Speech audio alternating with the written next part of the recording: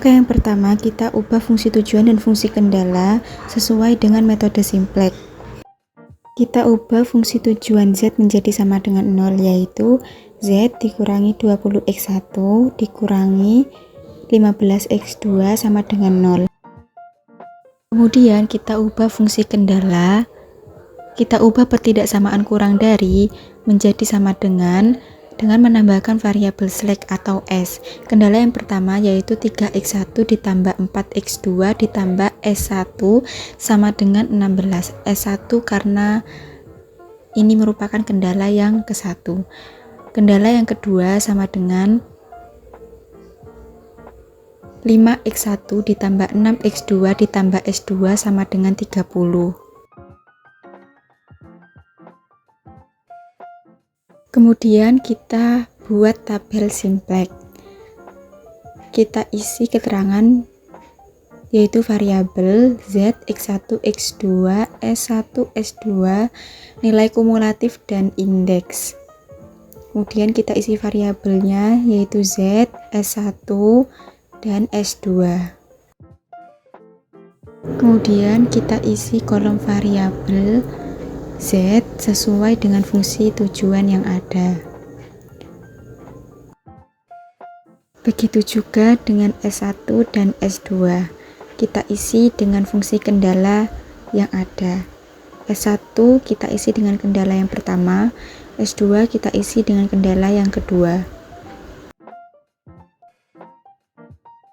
Kemudian kita tentukan kolom kunci dengan melihat nilai negatif terbesar, yaitu terletak pada variabel X1. Kemudian kita tentukan nilai indeks dengan membagi nilai kumulatif dengan angka yang ada pada kolom kunci di masing-masing baris. Peroleh hasil indeks S1 62/3, S2 6. Kemudian kita tentukan baris kunci dengan melihat nilai positif terkecil pada indeks, yaitu terletak pada baris S2. Jadi angka kuncinya yaitu 5. Angka kunci yaitu perpotongan antara baris kunci dan kolom kunci. Angka yang selanjutnya yaitu mencari S2 aksen. Caranya yaitu kita bagi angka kunci yaitu 5 dibagi dengan masing-masing angka yang ada pada baris S2. Kita mulai pada X1, 5 dibagi 5 sama dengan 1, 6 dibagi 5 sama dengan 6/5, 0 dibagi 5 sama dengan 0, 1 dibagi 5 sama dengan 1/5, 30 dibagi 5 sama dengan 6. Langkah yang selanjutnya yaitu mencari Z aksen. Kita masukkan rumusnya, Z aksen sama dengan Z dikurangi min 20 dikali S2 aksen. Kemudian kita masukkan angka ke dalam rumus. Z yaitu min 20 min 15 0 0 0. Kemudian kita kalikan min 20 dengan angka pada S2 aksen. 1 dikali min 20 sama dengan min 20, 6/5 dikali min 20, min 24, 0 dikali min 20, 0, 1/5 dikali min 20, min 4, 6 dikali min 20, min 120.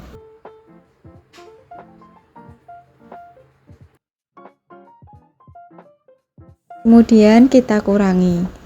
Z aksen sama dengan min 20 dikurangi min 20 sama dengan 0, min 15 dikurangi min 24 sama dengan 9, dan seterusnya. Kemudian kita cari S1 aksen. Kita masukkan rumusnya sama dengan S1 dikurangi 3 dikali S2 aksen.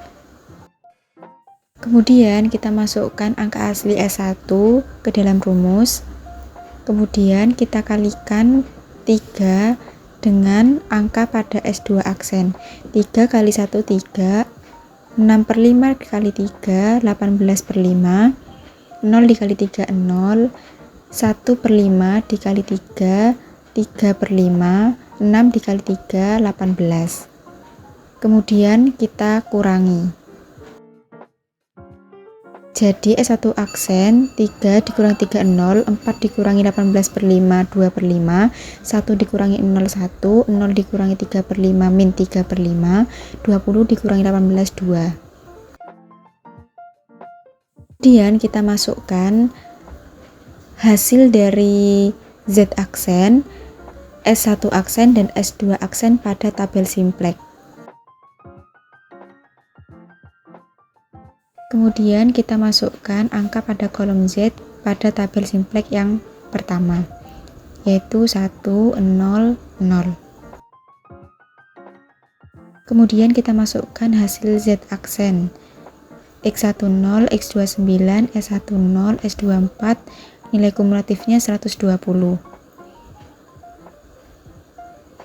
Kemudian kita masukkan S1 aksen, 0, 2 per 5, 1, min 3 per 5, 2.